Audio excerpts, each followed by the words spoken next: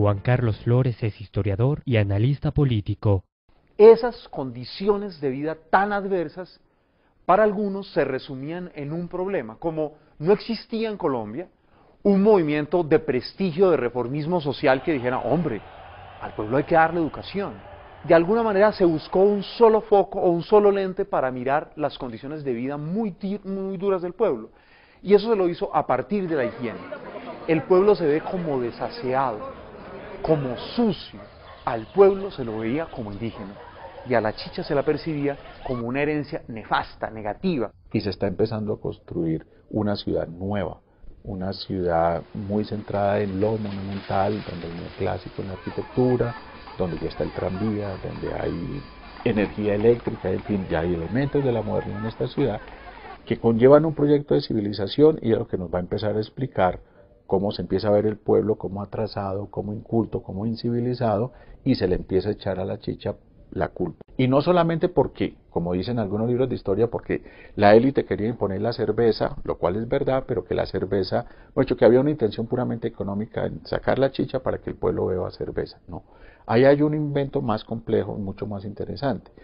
La cerveza se entiende como una bebida, sí, alcohólica, pero una bebida civilizada. Ante tal panorama, se emprende la gran ofensiva institucional, la cual impulsó una gigantesca campaña publicitaria compuesta de dos partes.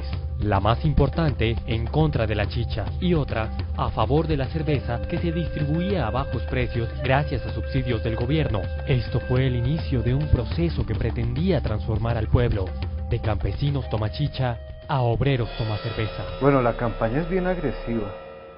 Por ejemplo, yo he visto campañas donde se dice excomulgados serán los que no tomen la cerveza tal. ¿Sí? Eduardo Carvajal recuerda cómo vivió la época de la prohibición. Y que la chicha era muy pariente de la fe.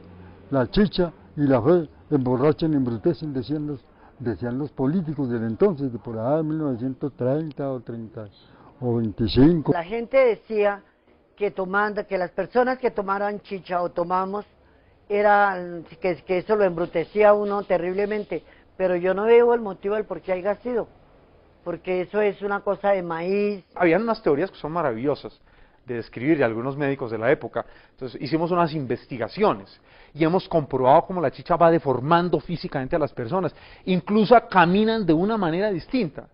Pues obviamente porque si se alcoholizaba uno, pues borracho, alcoholizado, camina de una manera distinta. Y le hacían propaganda a la cerveza. Eso había de la misma empresa de Germania, había muchísima propaganda, que dejando la chicha y más que todo para los niños, las señoras que estaban criando, que eso no tenía por qué existir de esa manera así. Los consorcios de cervecería se estaban quebrando, no vendían nada de cerveza, se vendía la chicha que era más abundante y que constituía un alimento.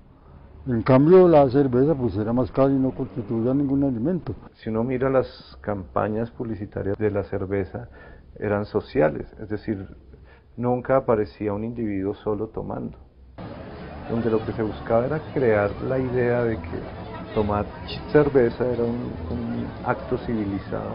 Y realmente en los años 30 los que empiezan, a donde se apunta con esa campaña de la cerveza, también están los obreros.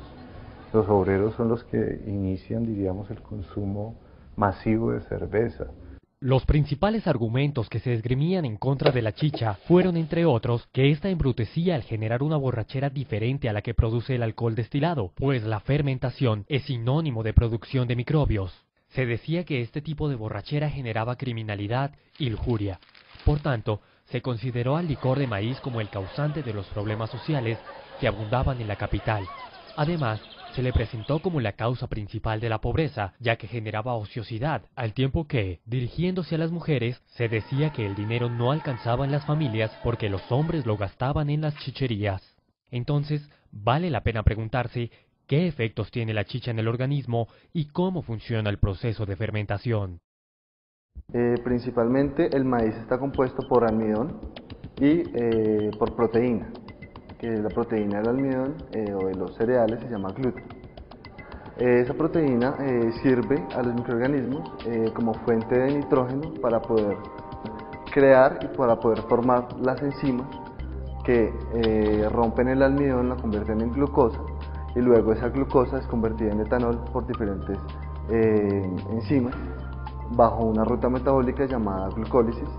El alcohol es un producto final de la glucosa. El alcohol entra al torrente sanguíneo y empieza a crear o a gestar una acción sobre los tejidos y sobre diferentes órganos de la persona.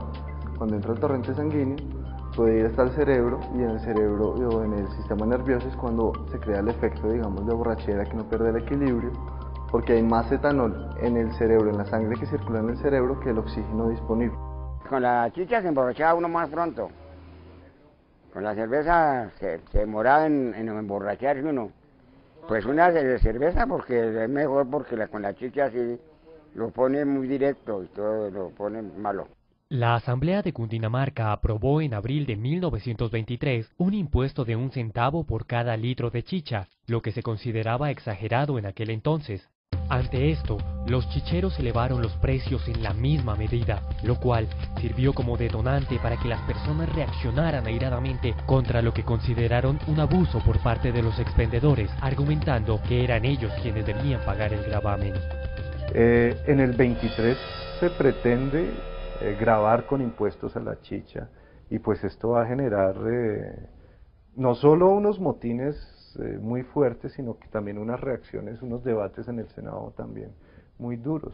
Tales personas estaban apoyadas por el ministro de Gobierno del presidente Pedro Nel Ospina, José Ulises Osorio, que amenazó con cerrar varias chicherías si el impuesto afectaba los precios al público.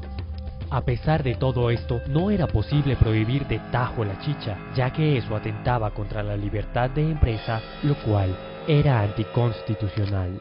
Jorge Bejarano, quien fue ministro de Higiene de Ospina, lo dijo en varias ocasiones a lo largo de su carrera, es que la chicha no se puede prohibir porque hay prestantes familias bogotanas que están detrás del negocio de la chicha. Y obviamente muchos también decían, y no les faltaba razón, que a los políticos les interesaba emborrachar con chicha al pueblo, pues para que el pueblo no demandara derechos, y para que a la hora de las elecciones, borracho, echando vivas al Partido Liberal o Conservador, fuera a votar. Entonces, ¿qué llevó a la prohibición? ¿Cuál fue la gota que rebosó el vaso?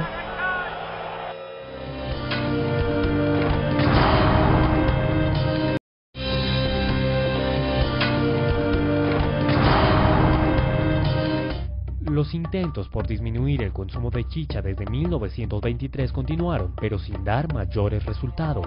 En 1929 entró en vigor una ley que de nuevo aumentaba medio centavo al impuesto sobre la chicha. Los chicheros entonces no dudaron en subir los precios, y mucho menos lo hicieron quienes decidieron atacar una vez más sus establecimientos.